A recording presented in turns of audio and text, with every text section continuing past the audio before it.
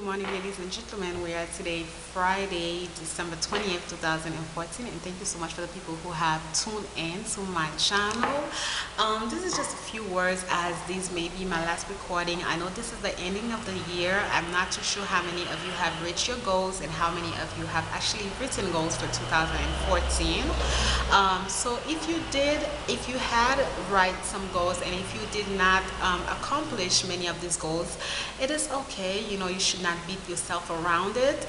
Hopefully some of the goals were accomplished, and then hopefully, as you enter a very new year, then you can really enter it with new positive thoughts, with newer things, with brighter things.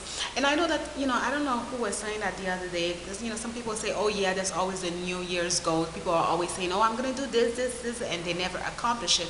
One thing that I've learned to do, and that has completely worked for me, and I've started to do that probably like 2 to 3 years ago, and that's definitely has worked for me, is to really have a notepad. It may be your journal, it may be a notepad that has all of your thing that you need to accomplish daily. So what I do is, at the beginning of every year, I always write goals for myself and for my work.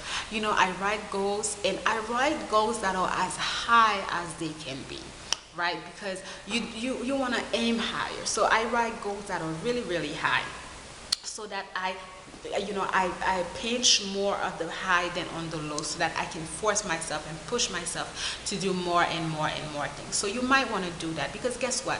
If it's in your brain and then you never write it down, then it's not going to be realized. You have to write it down. That's the first thing.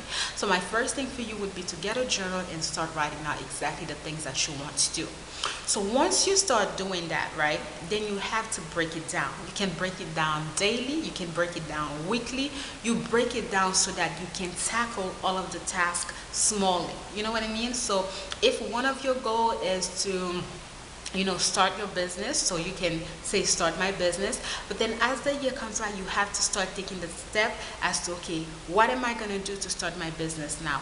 What is the step that I'm going to be taking? So you do that. And then the other thing that I find interesting for me is to always have it next to me, to always read it. I know some people might stick it, you may stick it in your room, you stick it in your office, so that it's really in front of you. I have my notepad, and every day when I get up, I open it and I look at it, and I try to see what it is exactly that I needed to do, and I check it off. The other thing that I always do, I always go back to my notepad and try to figure out if everything is checked out from my list, right? It may be things that I had written down 2 months ago, but I have to go back and try to see exactly, okay, what was written off, what exactly did I have, and what is written off, and what do I have written down.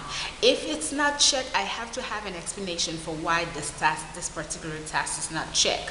Why is it that I did not accomplish this task? What happened? It could have been that I had to meet with someone on that particular date, but I did not meet with that person on that particular date. I actually met with them later. I still crushed it, or I put the explanation right next to it. This is so that I understand that I actually did take the step to do that, but it wasn't done because of a particular reason. Because what happened when you do that is you don't leave things undone. And also, you can transfer goals to next year. Let's say there's something that you really wanted to do and you did not get the chance to do it in 2014. Transfer it to 2015. There's nothing wrong with that. Don't beat yourself around it. There are so many goals that I have written down for me in 2014, and I have not accomplished them. I have started to do it, but I have not finished with them. I am transferring them to 2015. I am transferring them to 2015 because I need to accomplish them. It's important for me to do that. Excuse me. So I need to accomplish them. So you might want to do that to yourself. What is the other thing that I wanted to say to you? One thing that I am very strong about when I teach is for my students to stop taking for their friends, for my students to stop backing up their friends. You might do that because you're thinking that this is your boy, this is your girl, I'm tight with them. You have to learn how to focus on yourself, and you have to learn how to take care of your own business. You don't know somebody else's business. So the second, you have to learn how to focus on yourself. You don't know, like, mind your own business. Take care of your own business. Don't take care of the next person's business. You don't know the next person's move. The next person is not going to tell you everything that they're doing. So that's for me to tell you also. If you are someone who's always thinking that so and so is doing this and I'm going to be doing this, so and so is doing this with their child, so I'm going to be doing it, you need to stop it right now. Stop it. If you are a young person and you have to tag along, stop it. Take care of you. Take care of what you need to take care of. Because everybody else is taking care of what they need to take care of. Let me tell you something. Reports card came in, and I have a very good student who had a very good grade for me in the beginning of the semester. But one of her good friends was having, in the beginning of the semester, was having some, a little bit of a friction with me. We could not, it's not that we could not get along, but just the style, she just really was one of those students. So what that particular student did is that I actually had a meeting with that particular student's parents, and after that, we sat down together and I spoke to that student, so so we could better see how the classroom would be more smooth for her. And then she picked it up right then and there, and then she really started to get the work in and better communication with myself. And her friend, I'm not too sure if she felt a certain particular way or if she just wanted, she's like this sweet student, excellent student, and then she just started to act up. And guess what? She has nobody who would come for me and would talk. Her grades went down and her friends went totally up.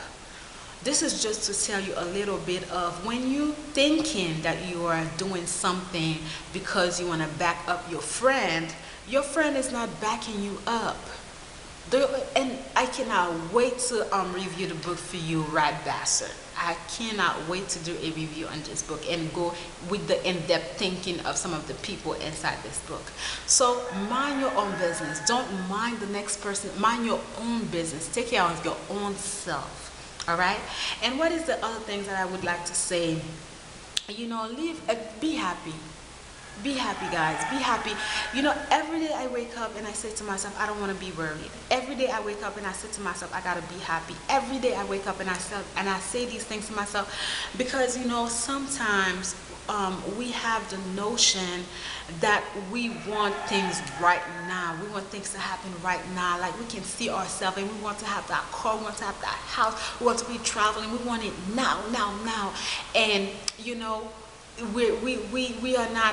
we are not happy in the moment because we don't have the car that we want, we don't have the house that we want, we are not traveling the way that we want, we don't have any kids just yet, we are not married, or whatever the situation, or we don't have the good job and the money, we're not making it the way. I have to tell myself this every day, because sometimes it's like, maybe I wanted something in the beginning of the year and I got it at the end of the year, but I don't have it though at the leverage that I would want to. And then sometimes I may feel like, damn man, oh God, like this is really not what I was looking for, or this is not really the way I wanted things to be. But then I have to catch myself real fast. I have to say to myself, it's a step, it is a step that I made. So, don't beat yourself up. Be happy, guys.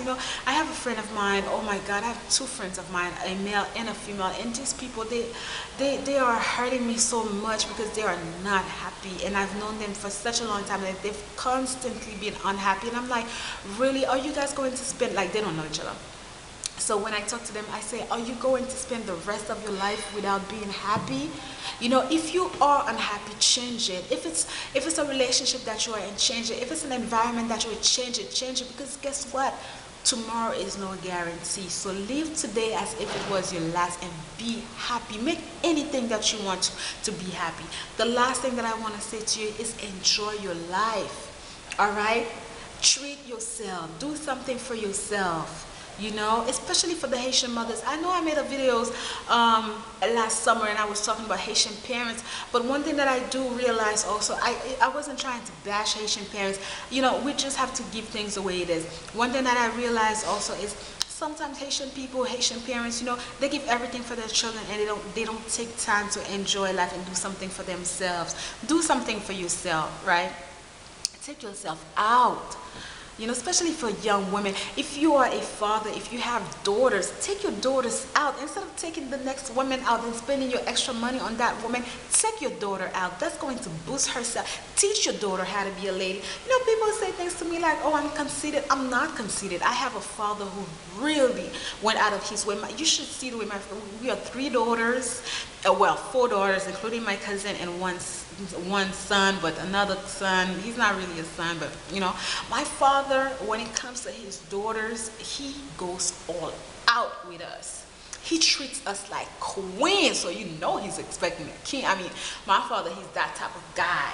He goes all out. He gives, from the very first time that I was a little girl, I used to go out to restaurant every Sunday. My father would take us to a high quality restaurant.